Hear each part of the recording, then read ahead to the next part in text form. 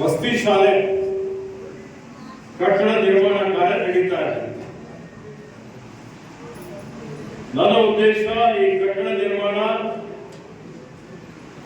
ಕಾಲಮಿತಿಯಲ್ಲಿ ಆಗಬೇಕು,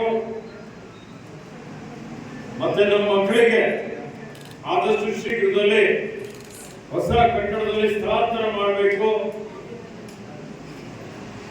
ಒಂದು ಒಳ್ಳೆಯ ಪರಿಸರದಲ್ಲಿ ಅವರು ಇನ್ನೂ ಹೆಚ್ಚಿನ ರೀತಿಯಲ್ಲಿ ಜ್ಞಾನ ಪಡಿಬೇಕು, ವಿದ್ಯಾಭ್ಯಾಸ ಮಾಡಬೇಕು. ಆ ದೃಷ್ಟಿಯಿಂದ ಸರ್ಕಾರದ ವತಿಯಿಂದ ನಾವು ಸುಮಾರು 18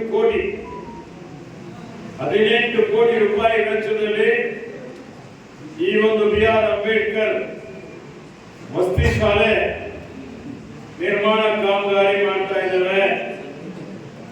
98% ಮುಗಿದಿದೆ.